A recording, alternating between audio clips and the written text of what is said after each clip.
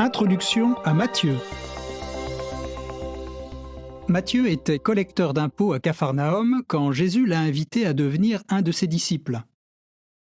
Plus tard, après la Pâque de l'an 31 de notre ère, il a été choisi pour devenir un des 12 apôtres. Matthieu a accompagné Jésus pendant presque tout son ministère, qui a duré 3 ans et demi. Vers l'an 41 de notre ère, il a été le premier à rapporter par écrit la vie et les enseignements de Jésus.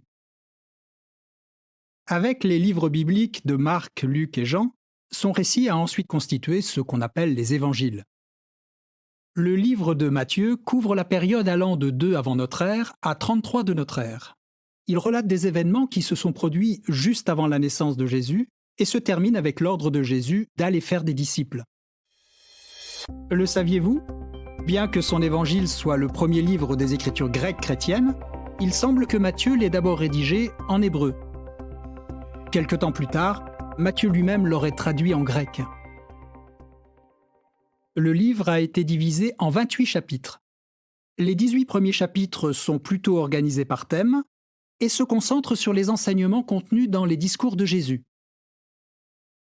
Mais à partir du chapitre 19, Matthieu porte son attention sur les derniers jours du ministère de Jésus et relate généralement les événements dans l'ordre chronologique.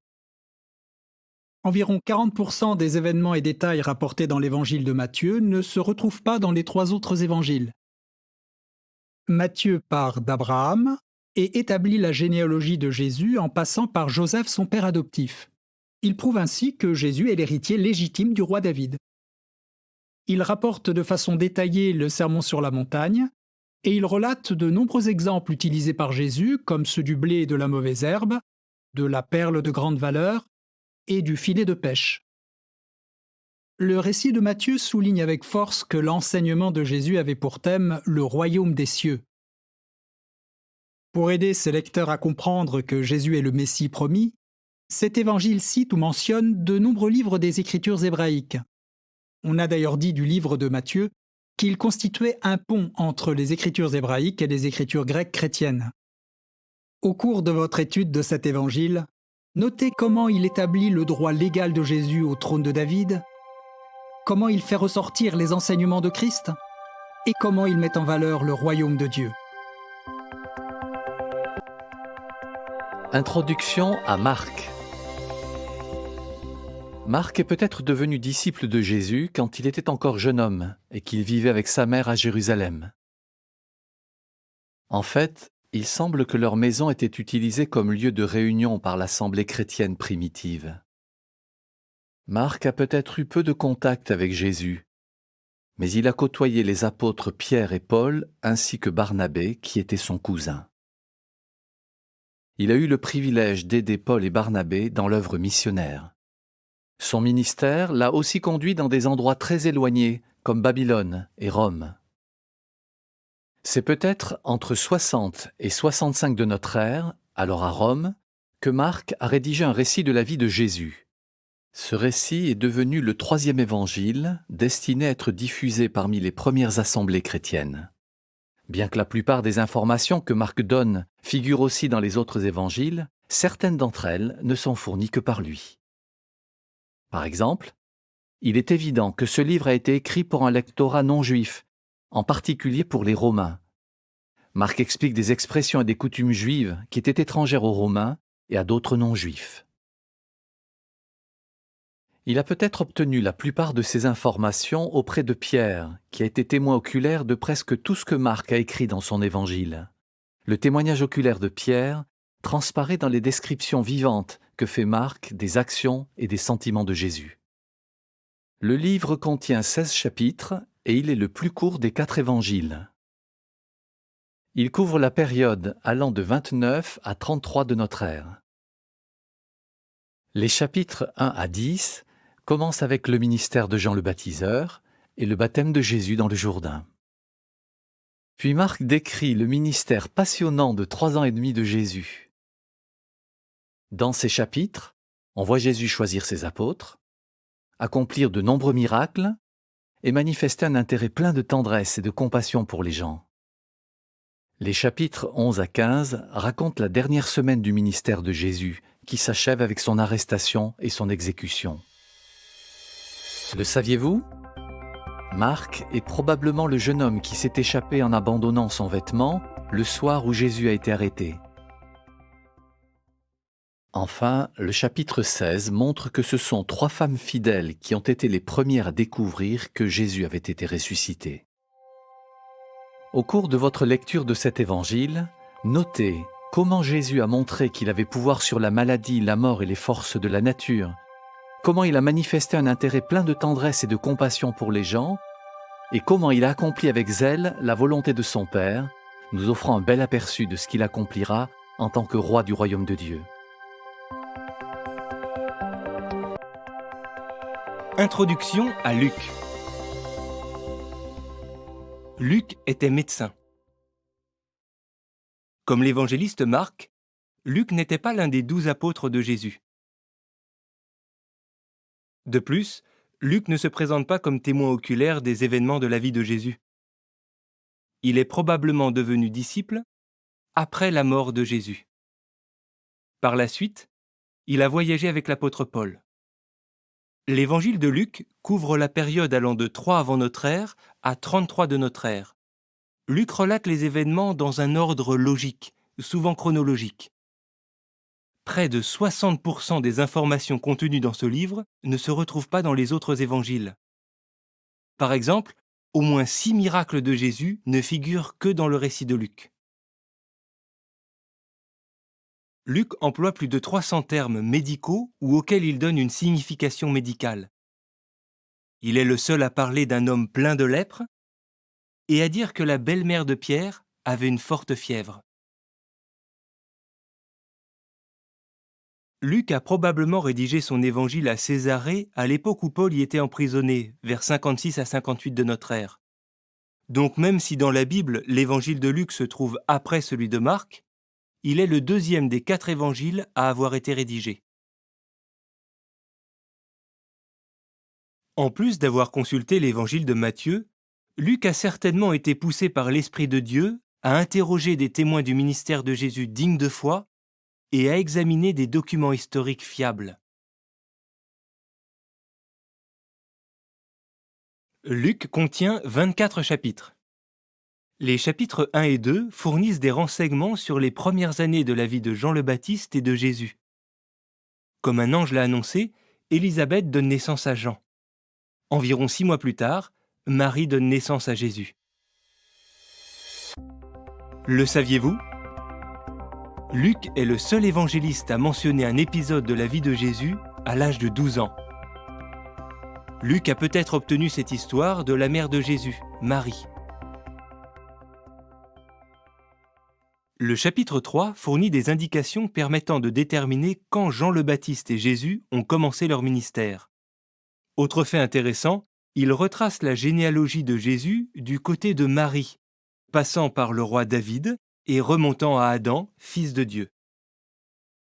Les chapitres 4 à 9 rapportent la prédication et les guérisons que Jésus a effectuées au début de son ministère, principalement en Galilée.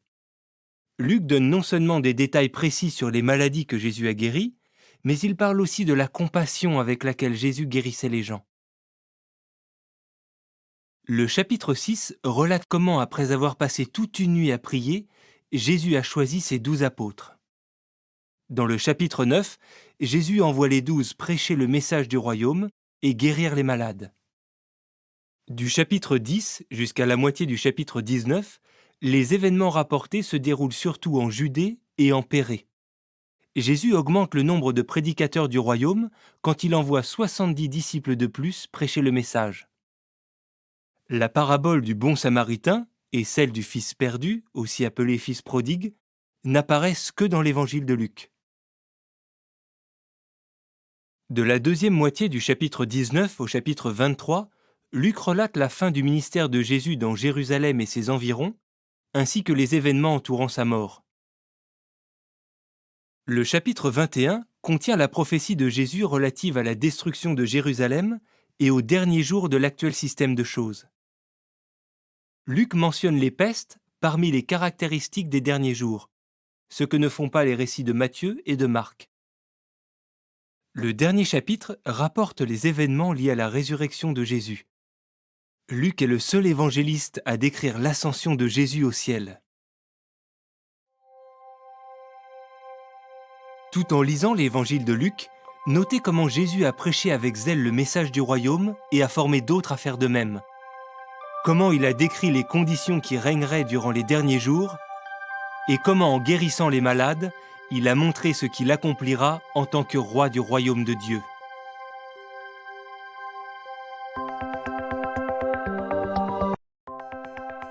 Introduction à Jean.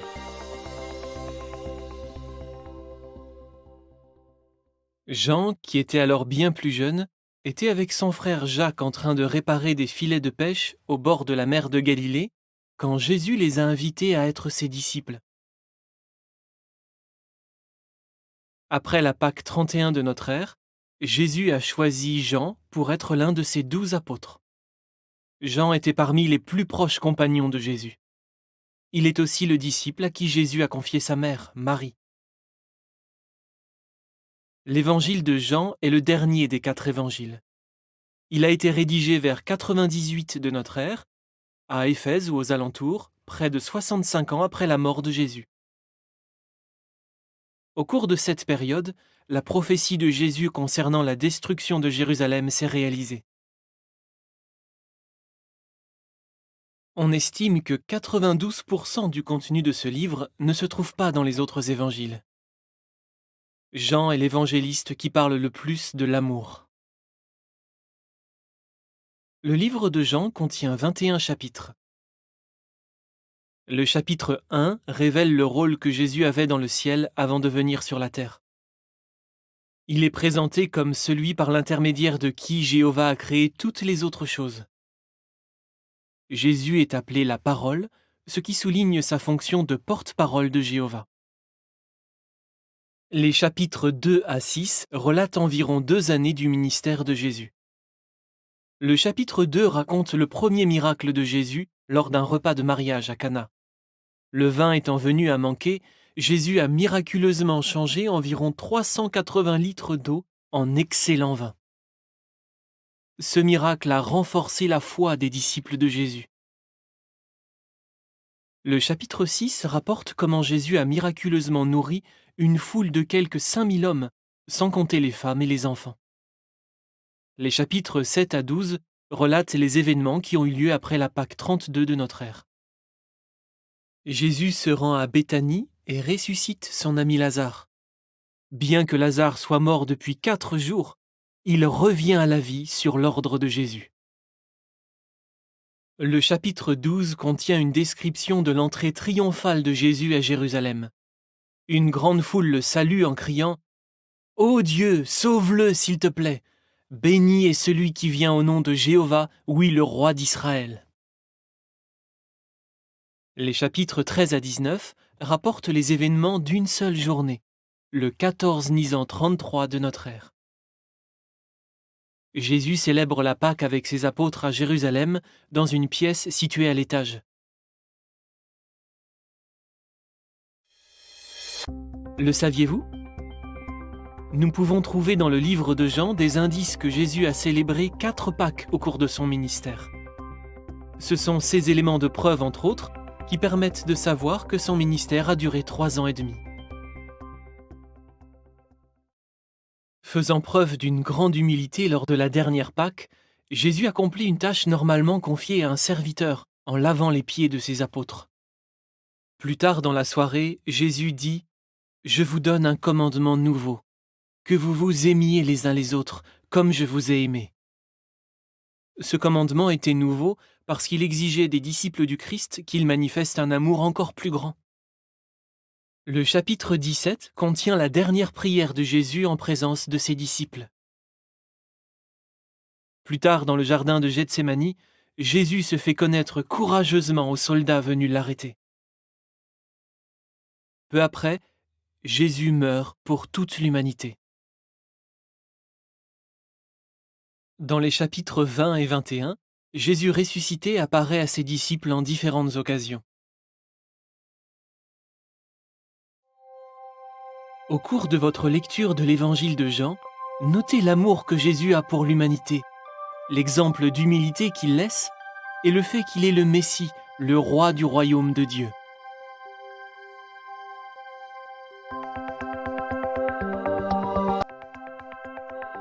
Introduction aux Actes des Apôtres. C'est l'évangéliste Luc qui a écrit Actes des Apôtres. Les chapitres 1 à 12 des Actes relatent principalement l'activité de l'apôtre Pierre. Les chapitres 13 à 28 relatent l'activité de l'apôtre Paul. Comme Luc a accompagné Paul dans plusieurs de ses voyages, il a assisté en personne à certains des événements qu'il raconte. Le livre des Actes raconte en détail les débuts de l'Assemblée chrétienne et la rapidité avec laquelle elle s'est développée. Le récit commence à peu près là où s'achève l'évangile de Luc.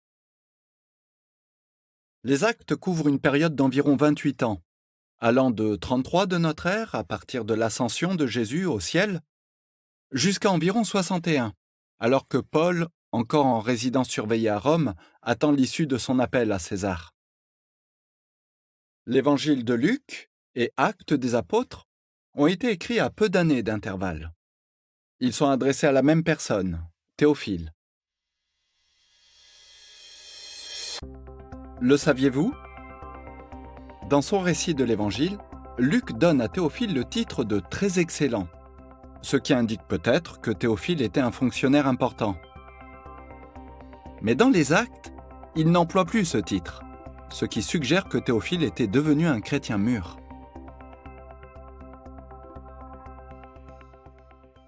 Actes des Apôtres contient 28 chapitres. Au chapitre 1, Jésus explique à ses disciples qu'ils seront ses témoins jusque dans la région la plus lointaine de la terre. Ensuite, il monte au ciel. Le chapitre 2 raconte que 10 jours plus tard, à la Pentecôte de l'an 33, l'Esprit Saint est répandu sur environ 120 disciples. Plus tard, dans la même journée, environ 3000 personnes se font baptiser. Les chapitres 3 à 9 racontent la prédication zélée des disciples et certains miracles qu'ils ont accomplis. Malgré une terrible opposition, les disciples continuent de répandre le message chrétien. Un des premiers disciples, Étienne, est même assassiné en raison de sa foi.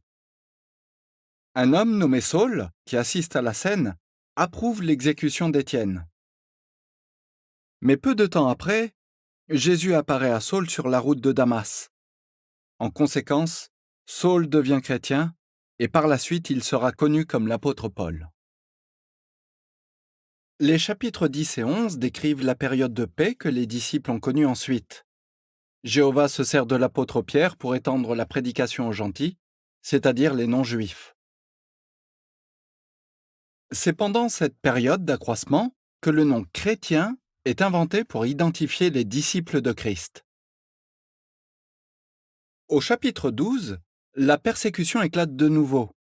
Hérode met à mort l'apôtre Jacques et emprisonne Pierre, qui plus tard est libéré par un ange. Les chapitres 13 à 21 relatent les 3 voyages missionnaires palpitants de l'apôtre Paul entre 47 et 56 de notre ère. Pour son premier voyage missionnaire, Paul se rend à Chypre et dans certaines parties de l'Asie mineure. Pour son deuxième voyage missionnaire, il retourne en Asie mineure, puis va en Macédoine et en Grèce. Son troisième voyage missionnaire dure environ 4 ans et s'achève à Jérusalem. Paul écrit 6 lettres inspirées pendant la période englobant ses deuxième et troisième voyages.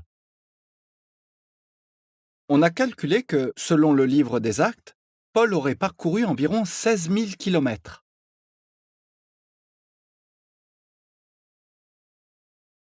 Au chapitre 21, Paul est injustement arrêté à Jérusalem.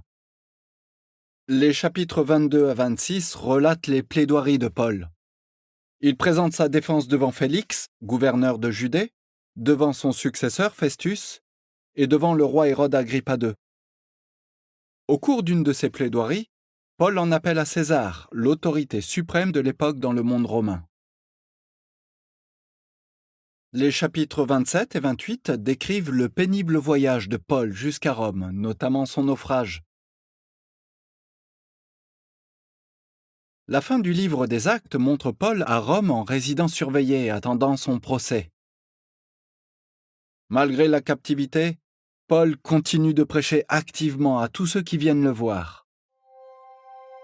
En lisant Actes des Apôtres, voyez comme les disciples ont été rendus puissants par l'Esprit Saint, comme ils ont prêché sans peur malgré une persécution cruelle, et comme ils ont recouru aux moyens légaux pour défendre leur droit de prêcher la bonne nouvelle du royaume de Dieu.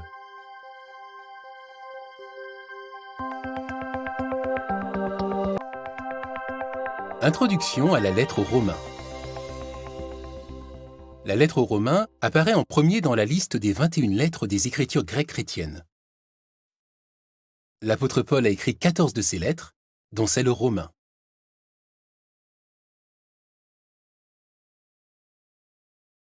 C'est probablement en 52 de notre ère que Paul a commencé son 3e voyage missionnaire. Pendant son séjour à Corinthe, vers 56 de notre ère, Paul a écrit aux chrétiens de Rome, ville où il n'était pas encore allé. La lettre aux Romains contient 16 chapitres. Dans le premier chapitre, Paul exprime le désir de rendre visite aux chrétiens vivant à Rome. Ainsi, ils s'encourageront les uns les autres. Il explique aussi que le monde n'a aucune excuse pour son manque de respect envers Dieu, car les qualités invisibles de Dieu se voient clairement dans sa création. Le saviez-vous ? Paul a utilisé Tertius comme secrétaire pour qu'il mette sa lettre par écrit. Peut-être est-ce Phébé qui a apporté la lettre à Rome, ou peut-être cette sœur fidèle a-t-elle accompagné la personne chargée de le faire. Dans le chapitre 2, Paul souligne l'impartialité de Dieu. Les Juifs et les gentils seront jugés sur la base des mêmes normes. Dans les chapitres 3 et 4, Paul explique que Jéhovah déclare juste par la foi tant des Juifs que des Grecs, et il utilise l'exemple d'Abraham pour illustrer cette idée. Abraham a vécu avant que la loi soit donnée à Moïse et avant que Jésus offre sa vie en sacrifice. Pourtant, Dieu a considéré Abraham comme juste en raison de sa foi hors du commun. Dans les chapitres 5 et 6, Paul arrive à la conclusion qu'à cause du péché d'Adam contre Dieu, tous les humains ont hérité du péché et de la mort. La délivrance n'est possible que par la foi en Jésus et dans la valeur de son sacrifice. Dans les chapitres 7 et 8, Paul montre que la loi de Moïse a révélé ce qu'est le péché. Il montre aussi pourquoi les chrétiens ne sont plus soumis à cette loi. Dans les chapitres 9 et 10, Paul explique que ceux qui exercent la foi, quelle que soit leur nationalité, peuvent devenir les enfants spirituels de Dieu. Dans le chapitre 11, Paul prend l'exemple d'un olivier cultivé. Les Juifs qui ont rejeté le Messie sont comparés à des branches qui ont été arrachées. Les branches d'un olivier sauvage, qui représentent les chrétiens d'origine gentile, sont greffées à leur place. Pour faire partie de l'arbre, Juifs et gentils doivent rester humbles et exercer la foi en Jésus. Dans les chapitres 12 et 13, Paul encourage les chrétiens à vivre en paix avec tout le monde, à s'aimer les uns les autres et à respecter les autorités. Dans les chapitres 14 et 15, les chrétiens sont exhortés à arrêter de se juger les uns les autres et au contraire à soutenir les faibles. Dans le chapitre 16, Paul conclut par des encouragements et salue chaleureusement 26 personnes en les appelant par leur nom. Tout en lisant la lettre inspirée adressée aux Romains, réfléchissez à l'impartialité de Dieu envers les humains, à l'importance pour les chrétiens de vivre en paix avec les autres et au fait qu'on ne peut être libéré du péché et de la mort que si l'on exerce la foi en Jésus, le roi du royaume de Dieu.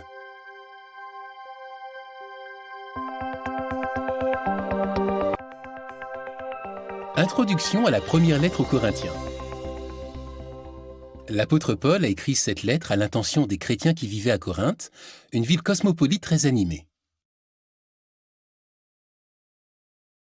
Paul a séjourné à Corinthe au cours de son 2e voyage missionnaire et a contribué à fonder une assemblée dans cette ville. Pendant son 3e voyage missionnaire, sans doute quand il était à Éphèse, Paul a reçu une lettre de l'assemblée de Corinthe ainsi que des rapports alarmants à son sujet. C'est en réaction à ces nouvelles que vers 55 de notre ère, Paul a écrit aux Corinthiens. La première lettre aux Corinthiens comprend 16 chapitres. Dans les chapitres 1 à 4, Paul reprend les Corinthiens en raison de leur état d'esprit qui sème la division parmi eux, et il les encourage à être unis. Paul explique « Peu importe qui plante ou qui arrose, puisque c'est Dieu qui fait pousser ». Dans les chapitres 5 et 6, Paul aborde un sujet grave, les actes sexuels immoraux. Dans l'assemblée de Corinthe, il y a un pécheur non repentant. Pour se protéger, l'assemblée doit enlever cet homme du milieu d'elle. Les chrétiens de Corinthe sont exhortés à fuir toute conduite sexuelle immorale. Le chapitre 7 fournit des conseils équilibrés au sujet du célibat et du mariage. Les chapitres 8 à 10 montrent que par amour du prochain, nous devons parfois renoncer à nos droits afin de ne pas faire trébucher les autres, ni d'empêcher qui que ce soit d'accepter la bonne nouvelle.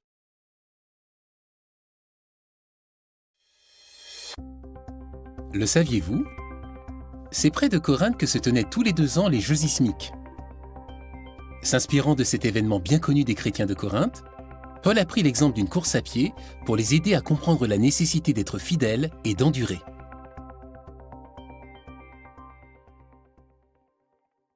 Dans le chapitre 11, Paul donne des instructions au sujet du repas du Seigneur. Dans le chapitre 12, Paul compare l'assemblée au corps humain pour montrer que chacun de ses membres est important. Jéhovah est heureux quand nous collaborons les uns avec les autres dans l'unité. Le chapitre 13 montre ce que l'amour est et ce qu'il n'est pas. Le chapitre 14 explique que les réunions de l'Assemblée doivent se dérouler dans l'ordre et la paix. Le chapitre 15 démontre que l'espérance de la résurrection est certaine. Paul fait allusion aux prophéties bibliques que la résurrection de Jésus a accomplies, et il mentionne de nombreux témoins oculaires de cette résurrection. Il explique que le péché et la mort seront vaincus grâce à la rançon payée par le sacrifice de Jésus-Christ. Dans le chapitre 16, Paul donne des instructions sur la collecte organisée pour les chrétiens de Jérusalem touchés par la pauvreté. Au cours de votre lecture de la première lettre aux Corinthiens, réfléchissez à l'importance pour les vrais chrétiens de rester unis, à la responsabilité pour l'Assemblée de soutenir les normes morales de Jéhovah, et au fait que la croyance en la résurrection de Jésus est essentielle pour profiter des bienfaits qu'apportera le royaume.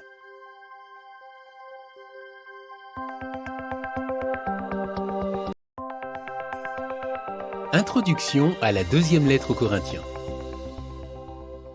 Paul a écrit sa 2e lettre aux Corinthiens quelques mois après que l'Assemblée a reçu sa première lettre.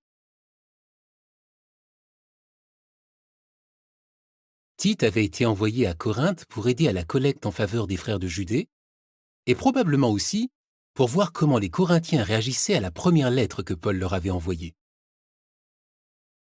Quand Tite a quitté Corinthe, il est allé rejoindre Paul.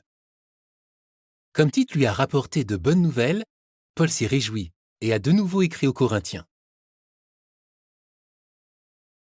La 2e lettre aux Corinthiens comprend 13 chapitres.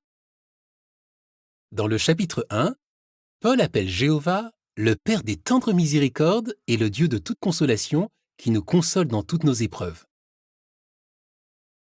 Dans le chapitre 2, Paul rassure les chrétiens de Corinthe en leur disant qu'il les aime, car dans sa première lettre, il leur avait donné un conseil ferme. Le pécheur qui avait été expulsé de l'assemblée a maintenant changé, et Paul leur demande de lui pardonner et de l'accueillir chaleureusement.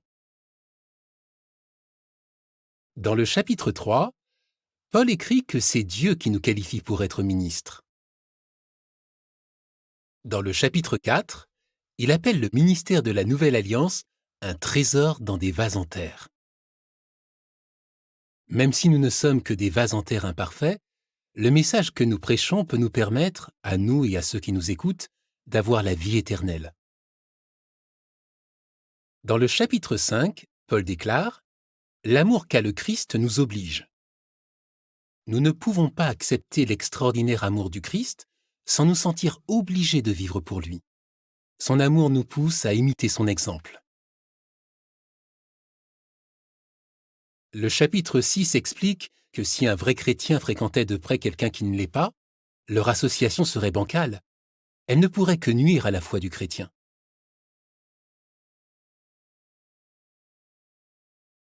Le chapitre 7 oppose la tristesse qui plaît à Dieu et la tristesse du monde. Quelqu'un qui considère que sa mauvaise action est un péché contre Dieu éprouvera une tristesse qui plaît à Dieu. Cela le poussera à rechercher le pardon et à abandonner sa mauvaise conduite. La tristesse du monde est différente. Elle concerne une personne qui est triste de voir sa faute dévoilée, mais qui ne souhaite absolument pas obtenir le pardon de Dieu. Dans les chapitres 8 et 9, Paul encourage les Corinthiens à poursuivre leur ministère des secours en aidant les frères de Judée qui sont dans le besoin. Le saviez-vous ? Paul a utilisé deux formes du même terme grec rendu par ministère pour parler de la prédication et de l'enseignement, ainsi que des opérations de secours. Porter secours fait donc partie du service sacré qu'un chrétien offre à Jéhovah. À cause de la mauvaise influence des faux apôtres sur l'Assemblée, dans les chapitres 10 à 13, Paul développe des arguments pour contrer leurs enseignements. Il rappelle que la vérité de la parole de Dieu peut renverser des forteresses, comme les dogmes, les pratiques et les comportements qui reflètent la sagesse humaine imparfaite.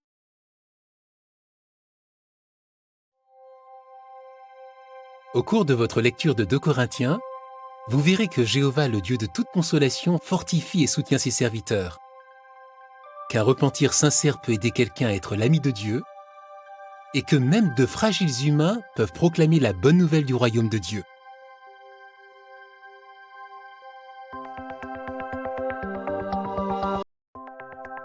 Introduction à la lettre aux Galates. L'apôtre Paul a écrit cette lettre pendant ou après son deuxième voyage missionnaire, depuis Corinthe ou depuis Antioche de Syrie. Paul utilisait d'habitude un secrétaire pour écrire ses lettres, mais la lettre aux Galates, il l'a rédigée lui-même. Cette lettre a été écrite entre 50 et 52 de notre ère. Le saviez-vous ? La Galatie était une province romaine qui occupait le centre de ce qu'on appelle aujourd'hui l'Asie mineure ou l'Anatolie. Les assemblées de Galatie auxquelles Paul s'adresse comprenaient apparemment celles d'Antioche de Pisidie, d'Iconium, de Lystre et de Derbé. Paul a écrit cette lettre pour contrer l'influence des faux enseignants qui affirmaient que respecter la loi mosaïque était un aspect essentiel du vrai christianisme. La lettre aux Galates contient 6 chapitres. Dans le chapitre 1, Paul raconte comment il s'est converti du judaïsme au christianisme. Il rappelle aux Galates que ce qu'il leur a enseigné vient d'une révélation de Jésus-Christ et qu'ils ne devraient pas s'en écarter. Dans les chapitres 2 et 3, Paul explique que personne ne peut être déclaré juste par les œuvres de la loi. Il appelle la loi notre précepteur menant à Christ. C'est par la foi en Jésus qu'on est déclaré juste. Paul identifie la descendance spirituelle d'Abraham à Christ et à ceux qui seront héritiers avec Christ. Dans les chapitres 4 à 6, Paul prévient les Galates qu'ils risquent de se rendre esclaves des enseignements des hommes. Dans le chapitre 4, Paul prend l'exemple d'Agar et de Sarah avec leurs enfants, Ismaël et Isaac, et il en donne une signification symbolique. Agar et Ismaël correspondent à la Jérusalem terrestre, qui est esclave, et à ses enfants, c'est-à-dire ses habitants. Sarah et Isaac correspondent à la Jérusalem d'en haut, la partie céleste de l'organisation de Jéhovah, et à ses enfants, c'est-à-dire les fils de Dieu oints de l'Esprit et libres. Paul fait une mise en garde.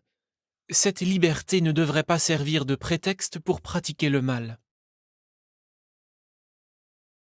Il oppose les œuvres de la chair aux fruits de l'Esprit de Dieu et il nous enseigne que nous récoltons ce que nous semons.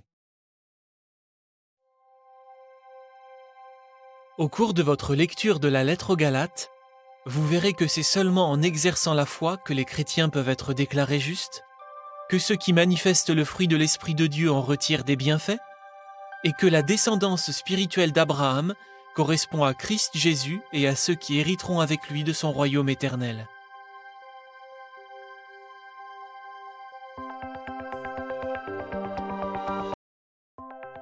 Introduction à la lettre aux Éphésiens. L'apôtre Paul s'est rendu pour la première fois dans la ville portuaire d'Éphèse lors de son deuxième voyage missionnaire, sans doute en 52 de notre ère. Il était accompagné d'Aquilas et Priscille. Après un court séjour, Paul est reparti, laissant Aquilas et Priscille à Éphèse pour qu'ils continuent de prêcher et d'enseigner. Mais lors de son troisième voyage missionnaire, Paul est resté environ 3 ans à Éphèse. Il a accompli avec zèle son ministère et il a tissé des liens étroits avec les frères de cette ville. Plus tard, vers 60-61 de notre ère, l'apôtre Paul a écrit à l'assemblée d'Éphèse. Il se trouvait alors à Rome, sous la surveillance d'un garde en attendant son procès. La lettre aux Éphésiens contient 6 chapitres. Le chapitre 1 souligne que Dieu a décidé d'établir une administration ou une façon de gérer les affaires de sa maison. Grâce à elle, ceux qui ont été choisis pour vivre au ciel et ceux qui vivront sur la terre seront unis avec Jéhovah par le moyen de Christ. Dans le chapitre 2, l'apôtre compare la loi mosaïque à un mur qui a longtemps séparé les Juifs et les gentils. En offrant sa vie en sacrifice, Jésus a aboli l'alliance de la loi et a donc détruit le mur qui séparait ces deux groupes. Dans le chapitre 3, Paul parle du saint secret du Christ et il explique que c'est la volonté de Dieu d'inclure des non-juifs dans le petit nombre d'humains qui sont choisis pour régner avec Christ au ciel. Le saviez-vous ? Éphèse était réputée pour son temple imposant dédié à la déesse Artémis. Comme le rapporte Actes chapitre 19, les orfèvres d'Éphèse s'enrichissaient en vendant des petits sanctuaires d'Artémis en argent. Lors de son séjour d'environ 3 ans dans cette ville, Paul a condamné l'utilisation de statues dans le culte. De nombreux habitants d'Éphèse ont donc abandonné leur culte idolâtrique et sont devenus chrétiens. Cela a rendu furieux ceux qui fabriquaient et vendaient de telles idoles. Ils ont alors provoqué une émeute. Dans le chapitre 4, Paul dit aux Éphésiens qu'ils doivent rejeter la vieille personnalité qui correspond à leur conduite passée et revêtir la personnalité nouvelle qui a été créée selon la volonté de Jéhovah. Dans le chapitre 5, Paul encourage les Éphésiens à continuer à vivre dans l'amour. Cet amour devrait se manifester dans la famille. Les femmes doivent se soumettre à leurs maris. Les maris, de leur côté, doivent continuer à aimer leurs femmes, tout comme le Christ a aimé l'Assemblée.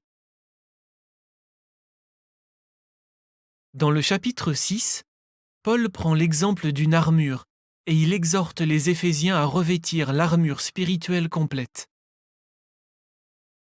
S'ils le font, ils pourront plus facilement rester fidèles, peu importe les difficultés. En lisant la lettre aux Éphésiens, vous verrez que nous devons revêtir la personnalité nouvelle qui a été créée selon la volonté de Jéhovah, que nous devons aussi revêtir l'armure spirituelle complète. Et vous découvrirez le projet de Jéhovah d'unir juifs et non-juifs pour qu'ils héritent avec Christ du royaume.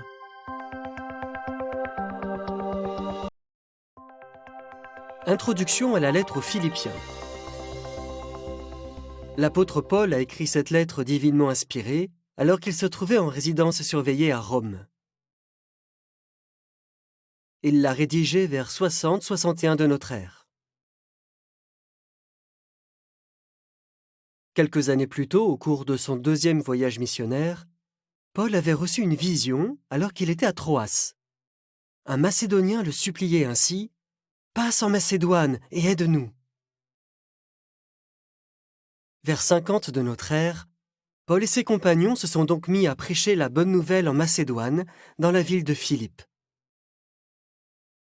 Paul y a fondé une assemblée, mais il a fallu faire face à une forte opposition.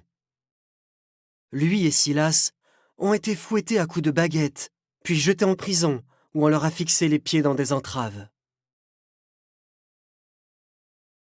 Paul est retourné à Philippe lors de son 3e voyage missionnaire. La lettre qu'il a écrite à cette assemblée révèle qu'un lien d'amour particulier unissait Paul et ses frères et sœurs de Philippe. La lettre aux Philippiens contient 4 chapitres. Dans le chapitre 1, Paul écrit que son emprisonnement à Rome a contribué au progrès de la bonne nouvelle. Le courage de l'apôtre face à l'opposition a renforcé la détermination des frères à continuer d'annoncer sans crainte la parole de Dieu. Dans le chapitre 2, Paul encourage les Philippiens à cultiver le même état d'esprit que Christ. Ensuite, Paul les félicite parce qu'ils brillent comme des foyers de lumière dans le monde. Le saviez-vous ?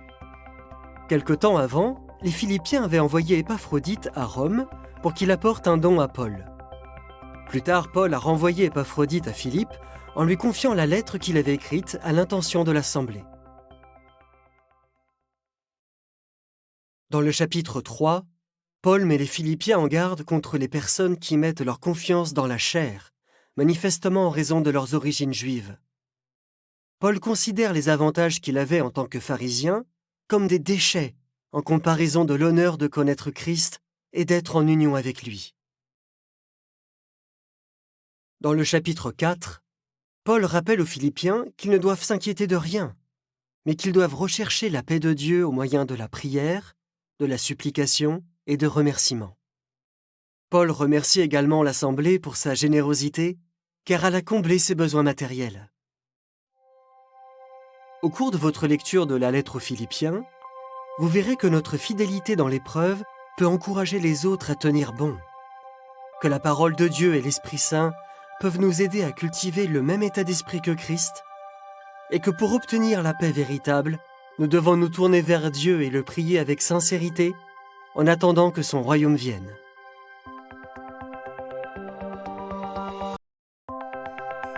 Introduction à la lettre aux Colossiens. L'apôtre Paul a écrit cette lettre inspirée par Dieu alors qu'il était à Rome, vers 60-61 de notre ère. C'était lors de son premier emprisonnement dans cette ville. Il était en résidence surveillée. La lettre de Paul aux Colossiens montre qu'il ne s'était jamais rendu dans leur ville. De toute évidence, l'assemblée de Colosse a été fondée grâce à l'activité d'Épaphras. Mais Paul connaissait plusieurs membres de cette assemblée, par exemple Apphia, Archippe, ainsi que Philémon, à qui il a également écrit une lettre inspirée par Dieu. Quelque temps après la naissance de cette assemblée, de faux enseignants ont essayé d'égarer les chrétiens de Colosse au moyen de philosophies trompeuses.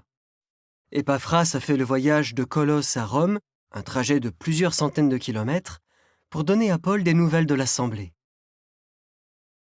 La lettre aux Colossiens contient 4 chapitres.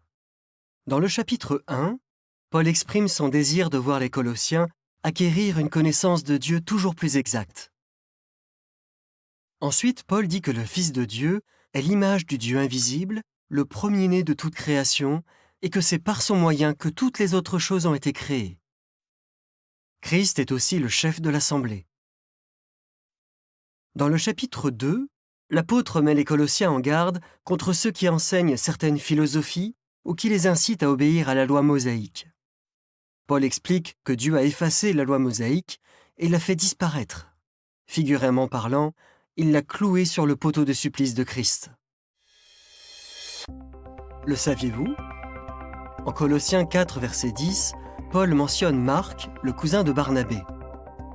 Pendant une courte période, Marc, aussi appelé Jean, a accompagné Paul et Barnabé dans leur premier voyage missionnaire. Cependant, Marc les a quittés et il est retourné à Jérusalem, ce qui a déçu Paul. Mais la Bible indique qu'une douzaine d'années plus tard, Marc était à Rome et collaborait avec Paul. Manifestement, les deux hommes avaient réglé leur désaccord. Dans le chapitre 3, Paul encourage l'Assemblée à continuer à chercher les choses d'en haut, là où le Christ est assis à la droite de Dieu. L'apôtre exhorte aussi les Colossiens à enlever la vieille personnalité, à se revêtir de la personnalité nouvelle et à continuer de se pardonner volontiers les uns aux autres. Dans le chapitre 4, Paul recommande aux Colossiens de persévérer dans la prière et de remercier Dieu. Il écrit également « Que vos paroles soient toujours pleines de charme, assaisonnées de sel, de sorte que vous saurez comment vous devez répondre à chacun. » Au cours de votre lecture de la lettre aux Colossiens, réfléchissez à l'importance d'acquérir une connaissance de Dieu toujours plus exacte, de cultiver la même personnalité que Christ et de toujours avoir des paroles pleines de charme, surtout lorsqu'on annonce la bonne nouvelle du royaume de Dieu.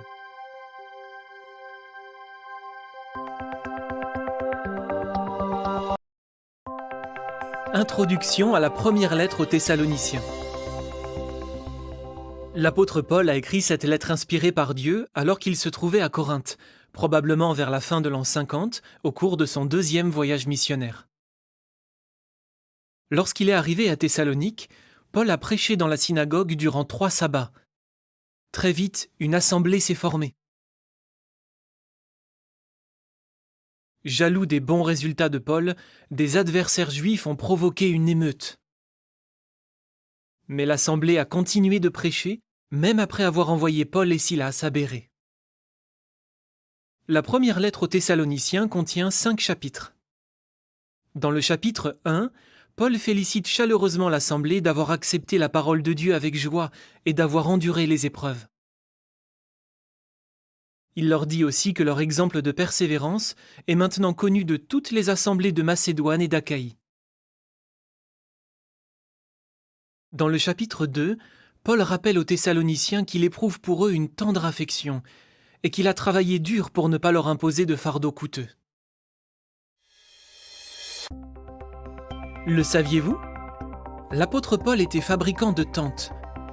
Il a sans doute exercé cette activité à Thessalonique pour couvrir ses dépenses. Dans le chapitre 3, Paul explique qu'il avait envoyé Timothée fortifier la foi des Thessaloniciens. Depuis, Timothée était revenu auprès de Paul avec de bonnes nouvelles concernant leur santé spirituelle. Dans le chapitre 4, Paul console les chrétiens qui ont perdu quelqu'un qu'ils aiment. La résurrection de Jésus est une garantie que ceux qui dorment dans la mort ressusciteront. Dans le chapitre 5, Paul parle d'événements futurs qui aboutiront à la destruction des ennemis de Dieu lors du jour de Jéhovah. Il établit un contraste entre les fils de la lumière, qui conforment leur vie aux normes de Dieu, et les personnes qui rejettent ces normes. Il conseille aux Thessaloniciens de rester spirituellement éveillés, de vérifier toutes choses, de prier constamment et de s'encourager les uns les autres.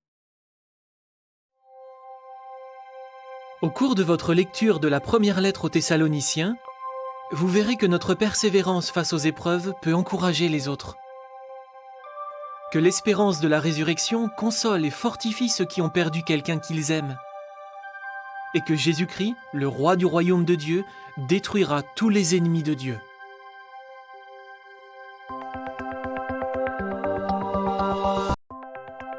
Introduction à la deuxième lettre aux Thessaloniciens. Sous l'inspiration divine, l'apôtre Paul a écrit cette lettre importante alors qu'il était à Corinthe, vers 51 de notre ère, peu après avoir écrit sa première lettre aux Thessaloniciens. Dans cette première lettre, Paul avait encouragé les frères à vivre paisiblement, à s'occuper de leurs affaires et à travailler pour subvenir à leurs besoins. Ces conseils avaient toujours lieu d'être. En effet, il semble que certains continuaient de se mêler des affaires des autres et refusaient de travailler pour pourvoir à leurs besoins. De plus, l'Assemblée avait sans doute reçu des lettres ou des messages qui semblaient venir de l'apôtre Paul ou d'autres frères assumant des responsabilités et qui disaient que le jour de Jéhovah était là. La deuxième lettre aux Thessaloniciens contient 3 chapitres.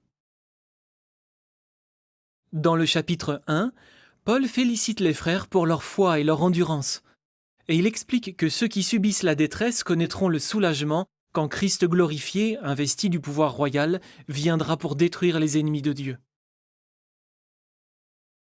Dans le chapitre 2, Paul explique que certains événements devront se produire avant que le jour de Jéhovah arrive. Par exemple, une grande apostasie surviendra et l'homme opposé à la loi se révélera. Cet homme symbolique, une entité composée de chefs religieux apostats, s'élèvera au-dessus des assemblées. Le saviez-vous ? C'est peut-être parce qu'il y avait en circulation une lettre qui lui était faussement attribuée que Paul a écrit « Voici ma salutation, celle de Paul, écrite de ma propre main. Elle authentifie chacune de mes lettres. C'est ainsi que j'écris. » Dans le chapitre 3, Paul recommande à l'Assemblée de noter les frères qui continuent de se montrer indisciplinés, peut-être en refusant de travailler, et de ne plus entretenir de relations étroites avec eux. Pour autant, l'Assemblée ne doit pas les considérer comme des ennemis, elle doit plutôt les avertir comme des frères. L'objectif est de les amener à se repentir. Au cours de votre lecture de la deuxième lettre aux Thessaloniciens, vous verrez que Satan se sert d'hommes orgueilleux et méchants pour corrompre les enseignements de Christ. Qu'il est sage de ne plus entretenir de relations étroites avec les indisciplinés, mais qu'il faut les avertir comme des frères, et que nous devons endurer la détresse en attendant patiemment la domination du royaume.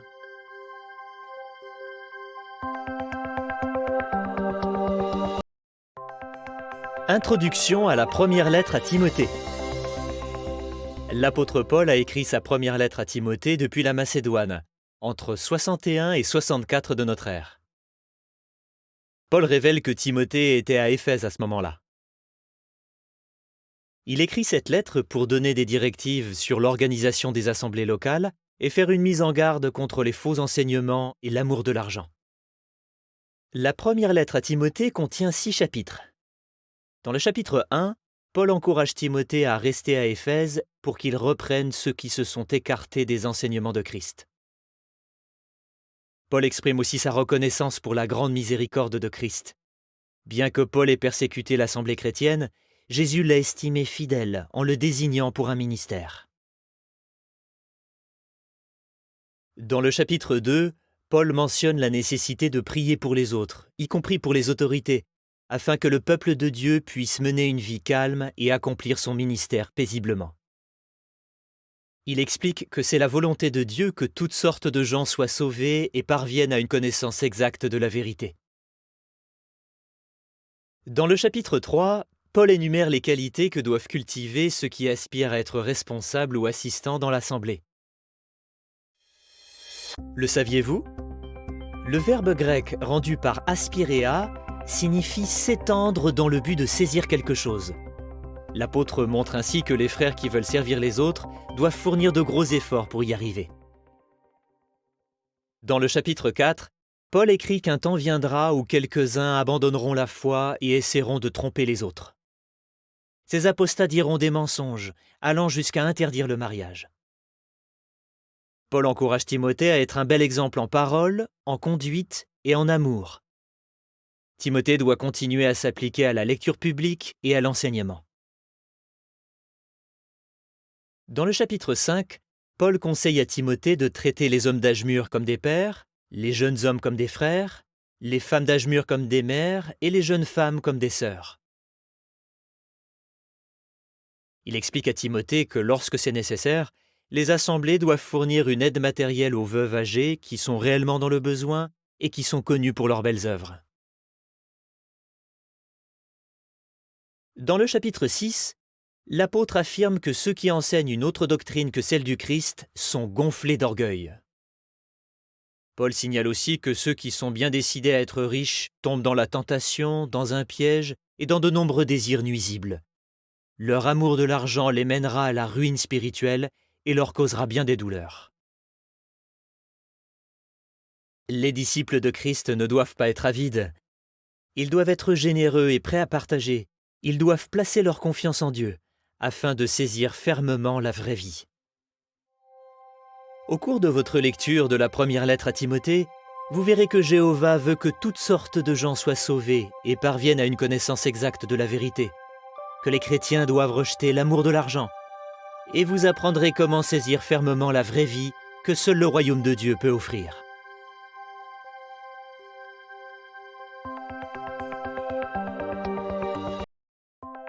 Introduction à la deuxième lettre à Timothée.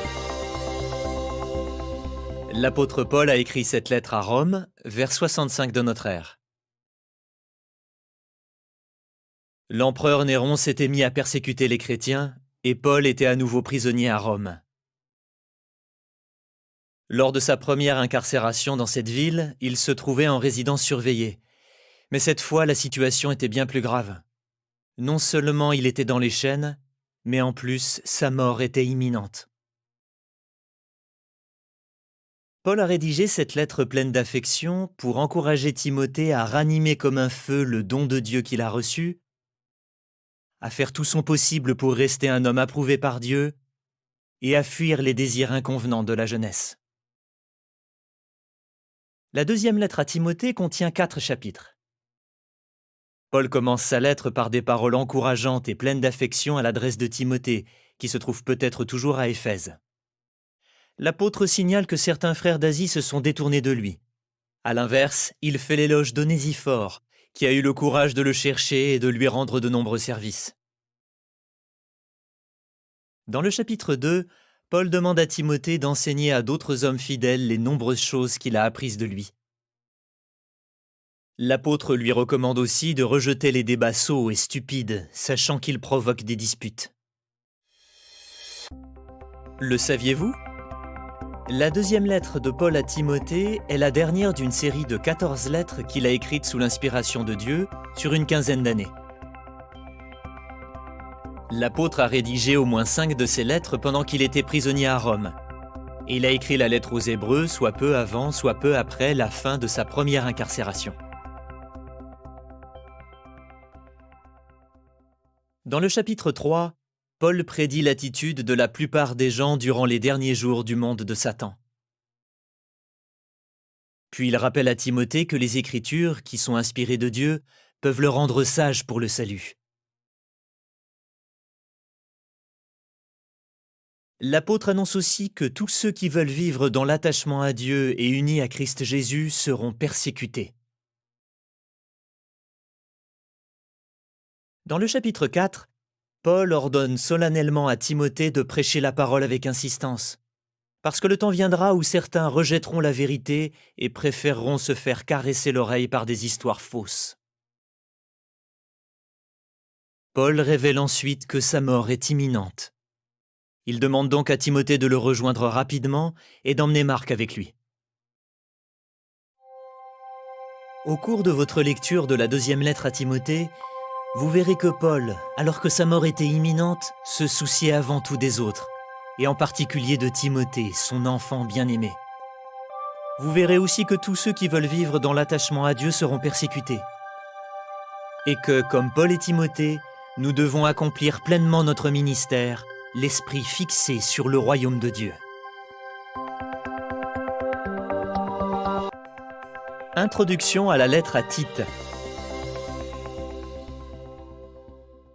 Sous l'inspiration divine, l'apôtre Paul a écrit cette lettre à Tite entre 61 et 64 de notre ère. Il l'a peut-être rédigée alors qu'il était en Macédoine, quelque temps après sa première incarcération à Rome. On pense qu'après sa libération, Paul a effectué son service avec Tite en Crète. Par la suite, l'apôtre est parti, mais Tite est resté. La mission de Tite en Crète était difficile.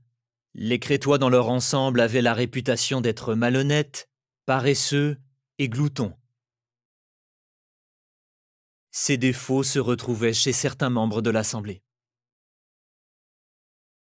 C'est pourquoi dans sa lettre, Paul demande à Tite de mettre de l'ordre dans les assemblées de Crète et d'établir dans la fonction d'anciens des hommes qualifiés. La lettre à Tite contient 3 chapitres. Le chapitre 1 énonce les qualités spirituelles requises des anciens des assemblées. Paul dit ensuite à Tite de réprimander sévèrement ceux qui essaient d'égarer leurs frères. Parmi ces trompeurs figurent des rebelles, de vains parleurs et des partisans actifs de la circoncision. Dans le chapitre 2, Paul cite de nombreuses qualités que doivent manifester les chrétiens, qu'ils soient hommes ou femmes, libres ou esclaves. L'apôtre encourage Tite en lui disant qu'il doit enseigner et agir avec une pleine autorité, et il ajoute que personne ne te méprise. Le saviez-vous ? Compte tenu de ce qui est rapporté sur lui, on sait que Tite était le genre d'homme à qui on pouvait confier des missions délicates et difficiles. Il était courageux, résolu, affectueux et semble-t-il un bon organisateur. Paul était sûr que Tite accomplirait du bon travail en Crète. Dans le chapitre 3, Paul demande à Tite de rappeler aux chrétiens de Crète qu'ils doivent obéir aux autorités civiles, être raisonnables, ne pas être querelleurs et faire preuve de douceur envers tous. Enfin, l'apôtre lui recommande de fuir les débats stupides et les disputes concernant la loi de Moïse et de rejeter toute personne qui persiste à soutenir un courant dissident. Au cours de votre lecture de la lettre à Tite, vous verrez que les responsables chrétiens doivent faire preuve de courage pour traiter les problèmes de l'Assemblée, que l'Esprit de Dieu peut attirer des personnes de tous horizons et les aider à cultiver la même personnalité que Christ, et qu'il faut se débarrasser des défauts qui caractérisent le monde de Satan pour devenir un sujet du royaume de Dieu.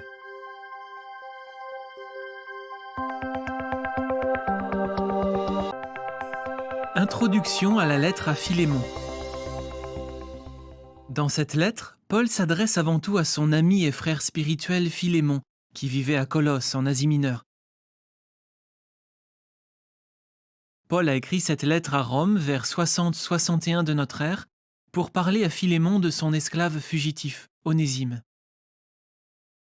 Sans que l'on sache comment, Onésime a été en contact avec Paul à Rome et il n'a pas tardé à devenir chrétien. La lettre à Philémon ne contient que 25 versets. Cette lettre commence par des salutations à Philémon et à l'assemblée qui se réunit chez lui, en particulier à Apphia et à Archippe. Paul explique à Philémon qu'Onésime, qui était autrefois un esclave inutile, est maintenant un frère spirituel de grande valeur, à tel point que Paul aimerait qu'il reste à Rome quelque temps. Mais Paul n'abuse pas de son autorité en insistant pour qu'Onésime reste sans l'autorisation de son maître. Il le renvoie donc chez Philémon, qui habite à plus de 1400 km de Rome. En faisant appel à l'amour chrétien et à l'amitié qui les unit, Paul supplie Philémon d'accueillir Onésime non comme un esclave fugitif, mais comme un frère tendrement aimé. Paul écrit même l'intégralité de cette lettre de sa propre main, ce qui est plutôt inhabituel pour lui. Le saviez-vous ? De toutes les lettres que Dieu a inspirées à Paul, la lettre à Philémon est la seule qui s'adresse à une personne en particulier et traite d'une question personnelle. C'est un peu une lettre de recommandation pour Onésime. Cet esclave doit maintenant être considéré comme un frère. Paul exprime sa confiance en Philémon, persuadé qu'il fera même davantage que ce qui lui est demandé.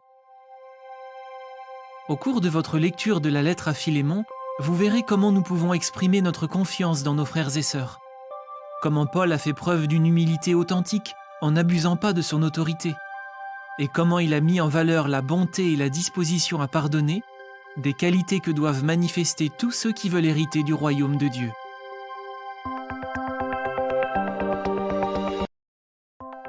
Introduction à la lettre aux Hébreux. Paul a écrit cette lettre vers 61 de notre ère, peu avant ou peu après la fin de son placement en résidence surveillée à Rome. le contenu de cette lettre donne à penser qu'elle était destinée aux chrétiens hébreux vivant en Judée. Beaucoup étaient chrétiens depuis des années.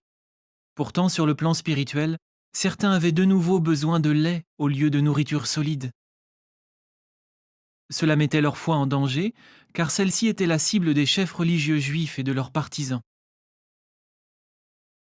Ces ennemis affirmaient peut-être que les chrétiens ne disposaient d'aucune réalité visible pour les aider dans leur culte. Les Juifs, eux, avaient un magnifique temple, une prêtrise, des sacrifices d'animaux, la loi de Moïse et une histoire qui remontait à Abraham.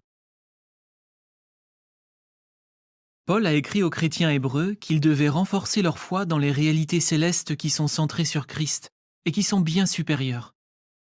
Ces réalités placent le culte des chrétiens bien au-dessus de celui des Israélites.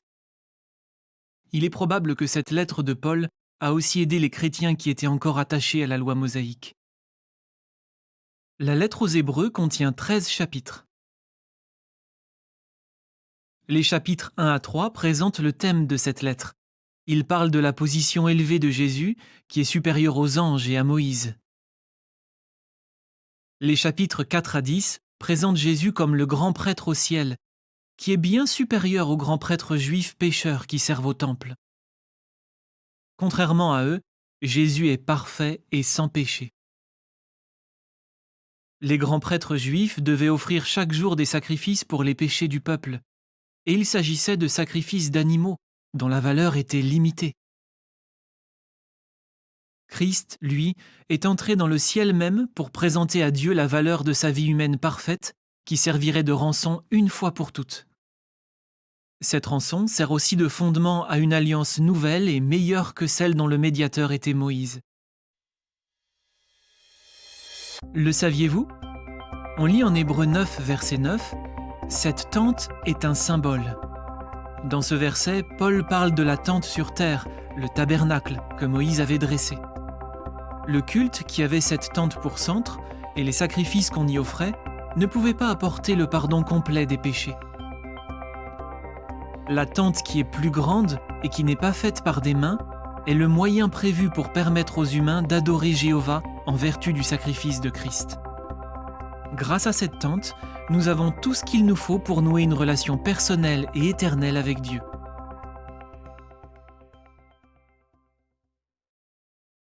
Dans le chapitre 10, nous lisons que les disciples de Christ doivent se réunir régulièrement pour s'encourager mutuellement, et cela d'autant plus que la fin approche. Le chapitre 11 a pour thème la foi. Il contient de nombreux exemples d'hommes et de femmes de l'époque pré-chrétienne qui, par la foi, ont été capables de parler et d'agir avec puissance. Dans le chapitre 12, nous lisons que ces hommes et ces femmes courageux forment une grande nuée de témoins. Paul dirige ensuite l'attention sur le plus grand de tous les témoins, Jésus-Christ, l'agent principal de notre foi et celui qui la rend parfaite. Imiter la foi de Christ implique évidemment d'avoir une conduite pure. C'est pourquoi au chapitre 13, l'apôtre conclut avec des exhortations comme « Continuez à manifester de l'amour fraternel, que le mariage soit honoré de tous, et obéissez à ceux qui vous dirigent. » Au cours de votre lecture de la lettre aux Hébreux, vous verrez avec quelle logique Paul souligne la supériorité du christianisme. Comment nous pouvons rendre notre foi parfaite en attendant la fin du monde de Satan. Et comment Dieu utilisera Jésus, notre grand prêtre au ciel et le roi du royaume de Dieu, pour éliminer définitivement le péché et la mort.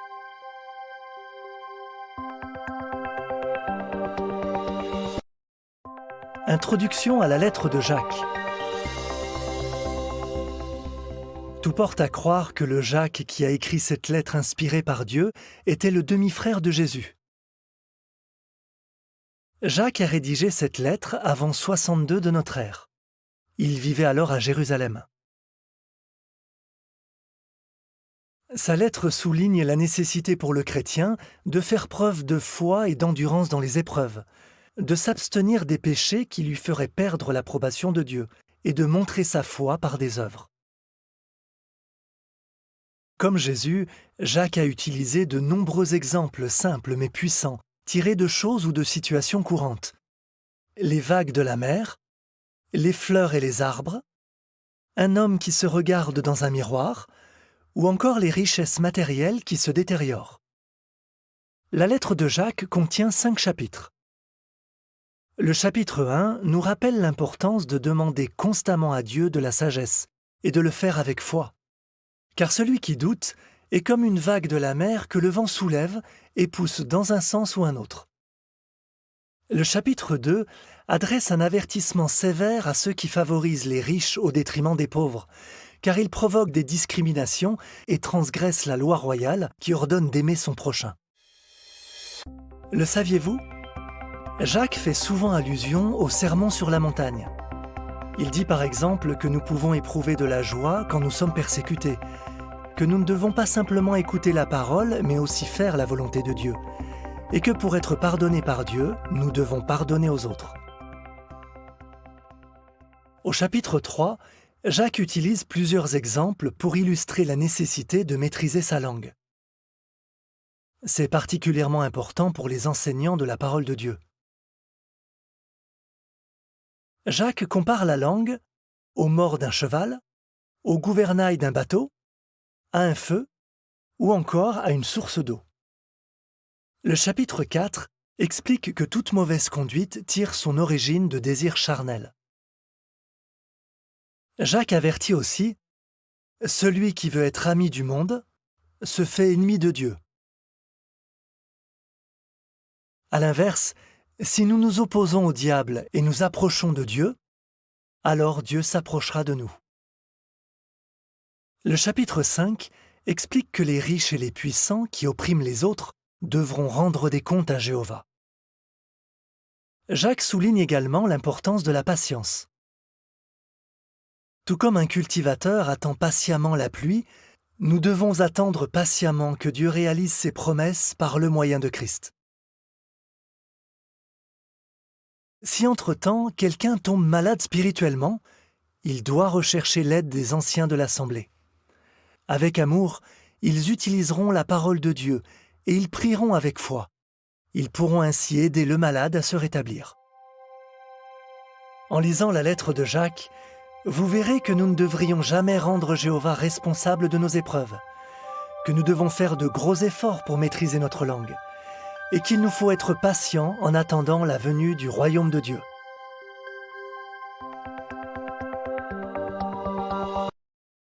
Introduction à la première lettre de Pierre.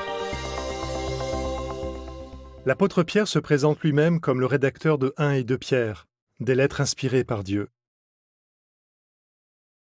Il a écrit sa première lettre alors qu'il se trouvait à Babylone, entre 62 et 64 de notre ère. Pierre a utilisé comme secrétaire Sylvain, aussi appelé Silas. Il s'agit certainement du Silas qui avait collaboré avec l'apôtre Paul quelque temps plus tôt. Pierre a adressé sa première lettre aux chrétiens ouins qui résidaient dans le Pont, la Galatie, la Cappadoce, l'Asie et la Bithynie.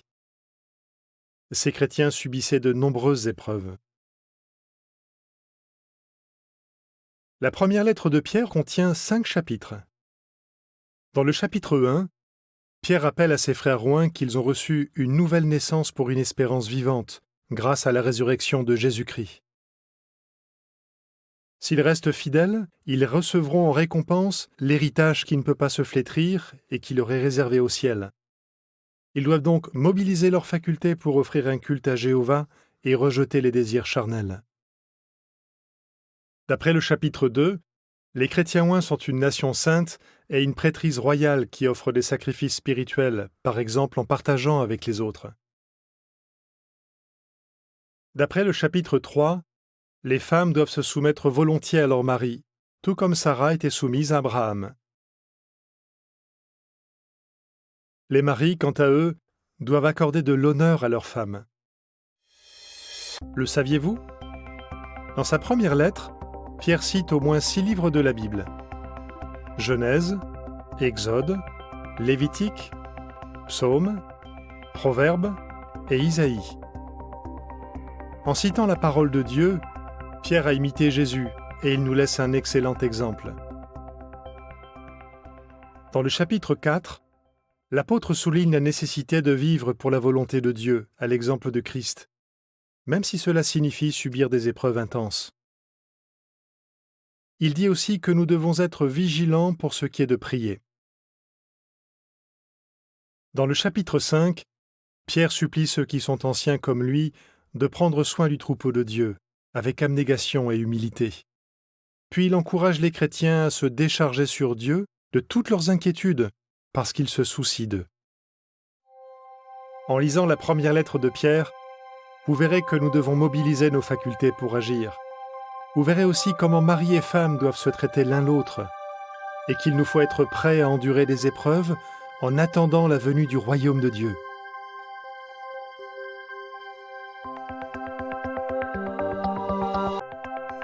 Introduction à la deuxième lettre de Pierre. L'apôtre Pierre se présente lui-même comme le rédacteur de 1 et 2 Pierre, des lettres inspirées par Dieu. Pierre a écrit sa deuxième lettre vers 64 de notre ère, peu après avoir écrit la première. À ce moment-là, il était sans doute toujours à Babylone ou dans les environs. La deuxième lettre de Pierre encourage les chrétiens oints à assurer leur appel céleste, à se méfier des faux enseignants et à prêter attention à la parole prophétique.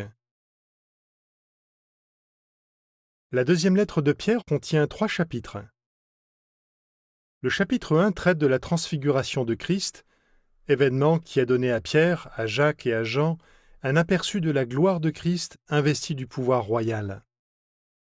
La transfiguration a rendu la parole prophétique plus certaine.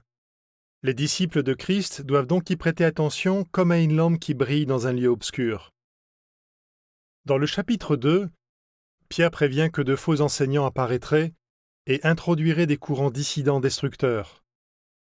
Ces individus trompeurs, qui ont commencé à apparaître au 1er siècle, subiront le jugement divin, comme les habitants de Sodome et de Gomorrhe.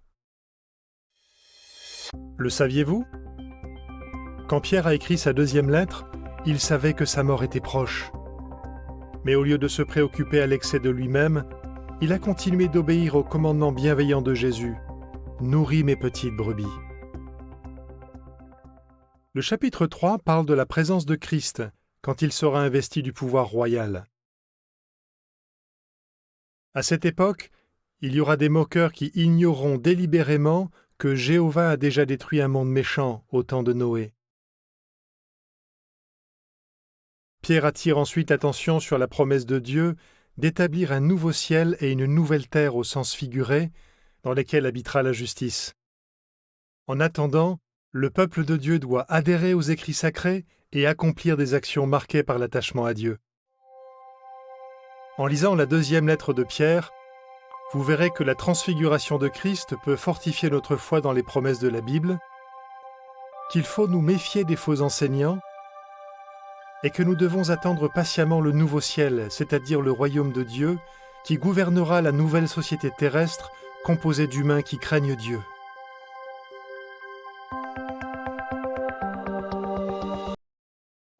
Introduction à la première lettre de Jean. Cette lettre est la plus longue des 3 lettres inspirées par Dieu que l'apôtre Jean a rédigées. Jean était probablement à Éphèse ou dans les environs lorsqu'il a écrit ces lettres, vers 98 de notre ère. C'est vers la même époque qu'il a rédigé l'évangile qui porte son nom. Jean n'a pas adressé sa première lettre à une personne en particulier, mais à tous les chrétiens. Son objectif était de renforcer la foi de ses frères et sœurs dans les vérités que Dieu avait révélées à l'Assemblée chrétienne. Cette lettre traite de 3 sujets principaux: l'Antichrist, le péché et l'amour. La première lettre de Jean contient 5 chapitres. Dans le chapitre 1, Jean dit que Dieu est lumière et que les chrétiens doivent marcher dans la lumière. Pour marcher dans la lumière, nous devons reconnaître que nous sommes pécheurs et que nous avons besoin du pardon fondé sur le sacrifice de réconciliation fourni par Christ.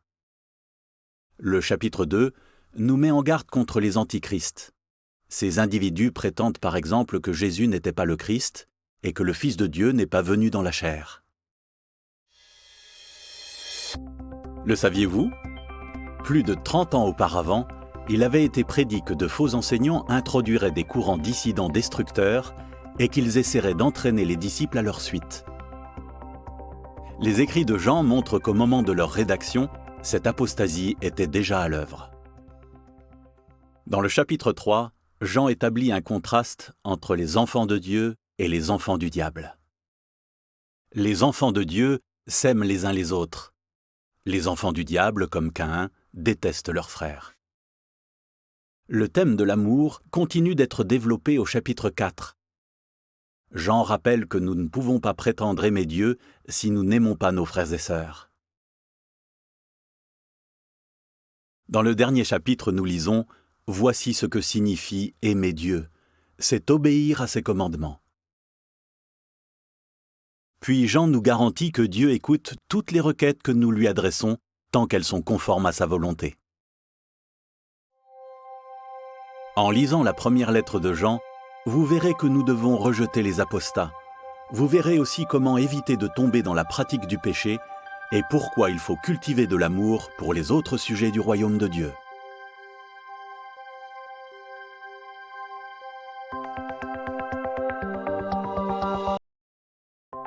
Introduction à la deuxième lettre de Jean. Jean a écrit sa deuxième lettre, ainsi que 1 et 3 Jean, vers 98 de notre ère. À ce moment-là, il était probablement à Éphèse ou dans les environs, et il devait avoir une centaine d'années.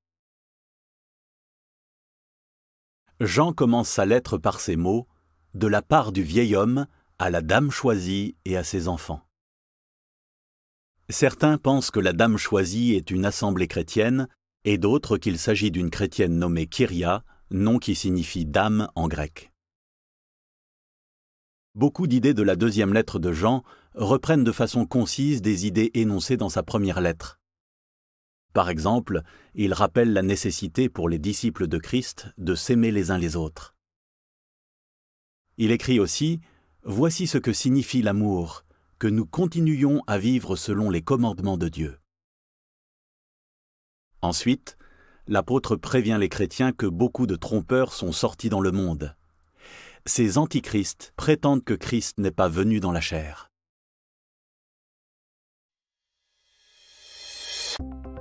Le saviez-vous ? En 2 Jean versets 10 et 11, l'apôtre complète ce qu'il a écrit dans sa première lettre au sujet de ceux qui vont au-delà de l'enseignement de Christ. Il ordonne « Ne les recevez pas dans votre maison et ne leur adressez pas non plus de salutations. »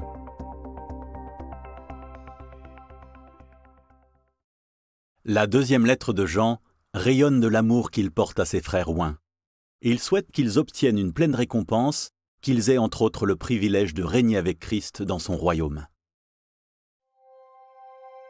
En lisant la deuxième lettre de Jean, vous verrez comment le vieil apôtre exprime son amour pour ses frères, à quel point il souhaitait qu'ils continuent à vivre selon les commandements de Dieu, et vous verrez que ceux qui résistent à l'apostasie auront le bonheur d'hériter du royaume de Dieu.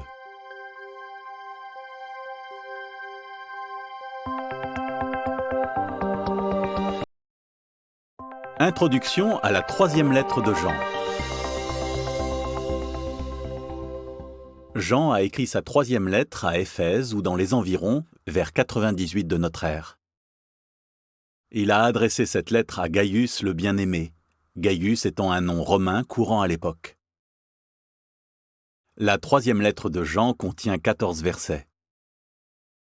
Gaius avait la réputation de vivre selon la vérité et de bien accueillir les frères qui étaient des inconnus pour lui.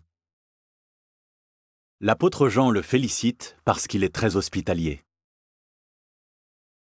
Diotréphès, par contre, a un comportement bien différent de celui de Gaius. Il ne respecte pas l'autorité des apôtres et il veut occuper la première place parmi les frères. Il refuse d'accueillir les frères de passage. Et ceux qui se montrent hospitaliers, il cherche à les en empêcher et à les expulser de l'assemblée.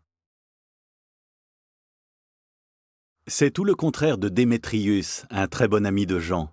Tous les frères disent du bien de ce chrétien. C'est peut-être lui qui a transmis à Gaius la troisième lettre de Jean. Le saviez-vous ? En 3 Jean verset 6, l'apôtre demande à Gaius de faire partir les frères de passage par leur chemin d'une manière digne de Dieu. Cela signifie qu'il devait veiller à leur fournir ce dont ils avaient besoin pour leur voyage, et c'est manifestement ce qu'il a fait. À la fin de sa 2e et de sa 3e lettre, Jean explique que si ces lettres sont courtes, c'est parce qu'il espère voir ses frères bientôt et leur parler face à face. En lisant la 3e lettre de Jean, cherchez comment elle montre l'importance de l'hospitalité chrétienne. Notez la différence de comportement entre l'orgueilleux Diotréphès et le bien-aimé Gaius. Et arrêtez-vous sur la façon dont Jean exprime la profondeur de son amour pour ceux qui, comme lui, hériteront du royaume.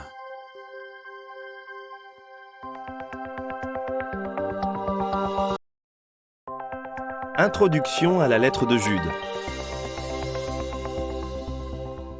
Le Jude, ou Judas, qui a écrit cette lettre inspirée par Dieu, est manifestement le demi-frère de Jésus-Christ appelé Judas.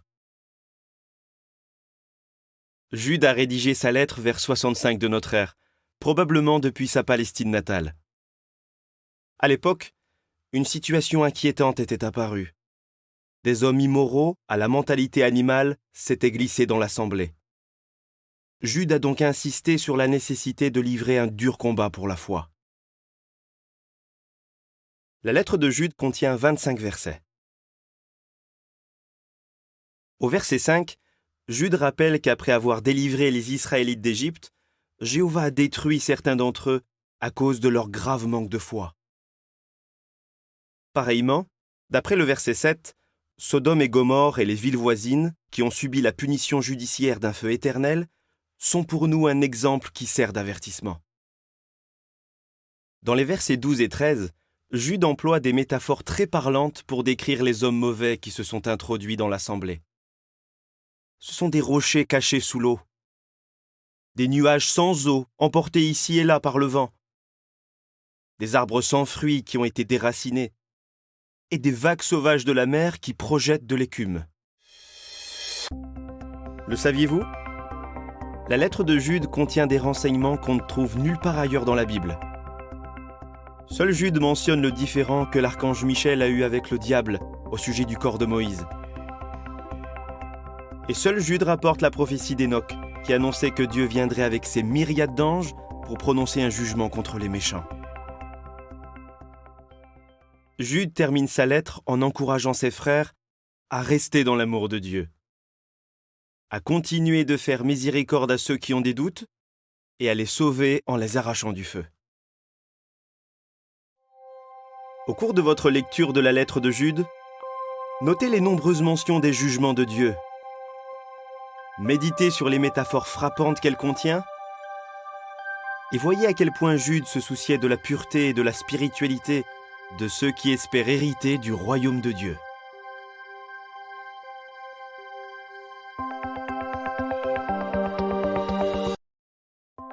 Introduction au livre de la Révélation. La Révélation a été rédigée par l'apôtre Jean vers 96 de notre ère, alors qu'il était en exil sur l'île de Patmos. Le livre de la Révélation est étroitement lié à la Genèse, le premier livre de la Bible. La Genèse raconte comment le paradis a été perdu, et la Révélation explique comment on le retrouvera. La Révélation contient 16 visions, qui sont réparties dans 22 chapitres. Dans les chapitres 1 à 3, Jean reçoit l'ordre d'écrire des messages à 7 assemblées, celles d'Éphèse, de Smyrne, de Pergame, de Thyatire, de Sardes, de Philadelphie et de Laodicée. Dans les chapitres 4 et 5, Jean voit en vision Jéhovah assis sur son trône. Dieu tend un rouleau scellé avec 7 sceaux à l'agneau qui symbolise Christ dans sa gloire céleste. Dans le chapitre 6, Jésus brise 6 sceaux.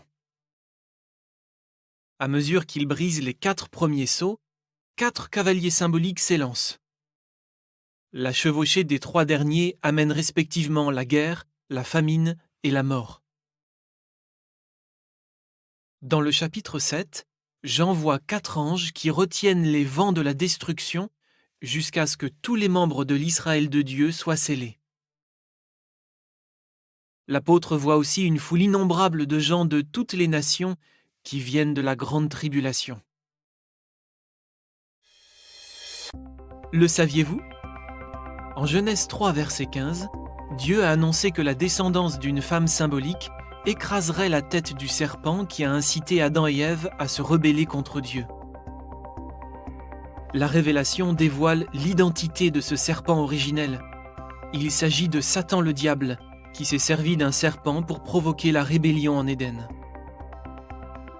L'élément principal de la descendance de la femme symbolique s'est révélé être le roi messianique, Jésus-Christ. Et il a aussi été annoncé que d'autres personnes régneraient avec lui au ciel. La révélation dit que ces rois adjoints seront au nombre de 144 000. Dans les chapitres 8 et 9, l'agneau brise le 7e sceau, et Jean voit 7 anges avec 7 trompettes. Les sonneries de trompettes annoncent des expressions du jugement de Dieu contre les humains. Dans les chapitres 10 et 11, un ange puissant donne à Jean un petit rouleau et lui dit de le manger. Puis Jean reçoit l'ordre de mesurer le temple sanctuaire. Il voit ensuite ce qui arrive aux 2 témoins de Dieu. Après cela, le 7e ange sonne de la trompette et des voix fortes déclarent « Le royaume du monde est devenu le royaume de notre Seigneur et de son Christ. » Dans le chapitre 12, Jean assiste à la naissance d'un garçon qui est vite emporté vers Dieu et vers son trône. Il voit aussi Satan et ses anges être jetés sur la terre. Dans le chapitre 13, Jean voit des bêtes effrayantes qui exercent leur pouvoir sur les humains. Dans le chapitre 14, on voit l'agneau debout sur le mont Sion avec les 144 000. Dans les chapitres 15 et 16, 7 anges versent sur la terre 7 bols en or contenant la fureur de Dieu. On y découvre aussi que la guerre de Dieu contre les nations se déroulera dans un lieu symbolique appelé Armageddon. Les chapitres 17 et 18 parlent d'une prostituée ivre appelée Babylone la Grande. Elle est assise sur une bête sauvage de couleur écarlate. Mais finalement, la bête et ses 10 cornes attaquent la prostituée et la dévastent. Dans le chapitre 19, Jean voit Jésus et ses armées célestes exterminer les méchants. Les 3 dernières visions sont rapportées dans les chapitres 20 à 22. Jean voit Satan être jeté dans l'abîme, puis il voit le règne de 1000 ans de Christ, la résurrection sur la terre et la destruction définitive des rebelles, qu'il s'agisse d'humains ou de créatures spirituelles. Jean voit aussi la nouvelle Jérusalem dans toute sa gloire, et le fleuve d'eau de la vie qui sort du trône de Dieu et de l'agneau. Les rives de ce fleuve sont bordées d'arbres de vie. En lisant le livre de la Révélation, vous verrez que la réalisation complète de la promesse que Dieu a faite en Genèse 3, verset 15, est décrite dans des visions prophétiques. Vous verrez aussi que Dieu, par le moyen de Christ, fera totalement disparaître la méchanceté, et que la volonté de Jéhovah sera faite pour toujours sur la terre, comme elle l'est au ciel, grâce au royaume de Dieu.